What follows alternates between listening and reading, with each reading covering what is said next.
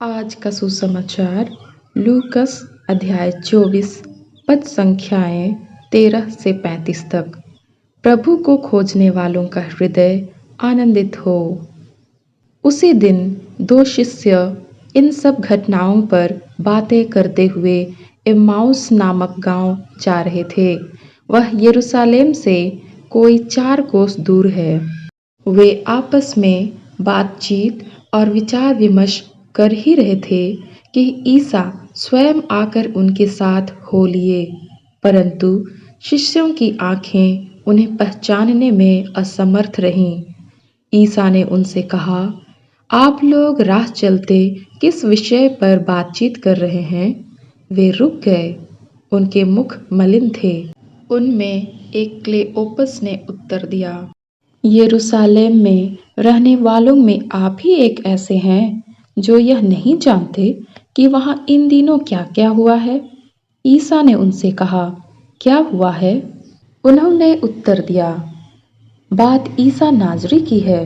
वे ईश्वर और समस्त जनता की दृष्टि में कर्म और वचन के शक्तिशाली नबी थे।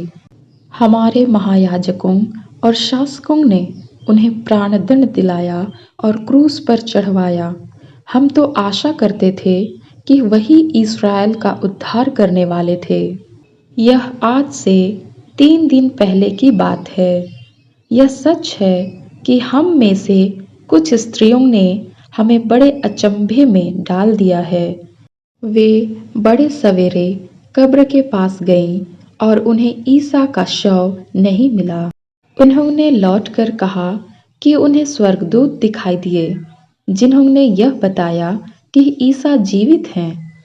इस पर हमारे कुछ साथी कब्र के पास गए और उन्होंने सब कुछ वैसा ही पाया जैसा स्त्रियों ने कहा था, परंतु उन्होंने ईसा को नहीं देखा।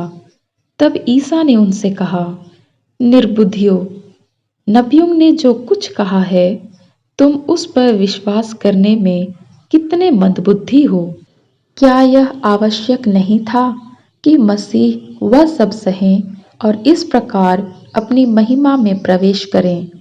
तब ईसा ने मूसा से लेकर अन्य सब नबियों का हवाला देते हुए अपने विषय में जो कुछ धर्म ग्रंथ में लिखा है वह सब उन्हें समझाया। इतने में वे उस गांव के पास पहुंच गए जहां वे जा रहे थे। लग रहा था जैसा ईसा आगे बढ़ना चाहते हैं। शिष्यों ने यह कहकर उनसे आग्रह किया, हमारे साथ रह जाइए। सांझ हो रही है और अब दिन ढल चुका है। और वह उनके साथ रहने भीतर गए।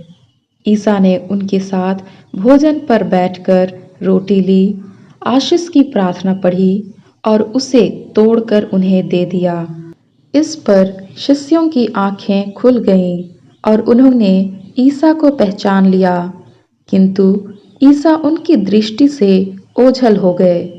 तब शिष्यों ने एक दूसरे से कहा, हमारे हृदय इतने उद्दीप्त हो रहे थे जब वे रास्ते में हमसे बातें कर रहे थे और हमारे लिए धर्म ग्रंथ की व्याख्या कर रहे थे।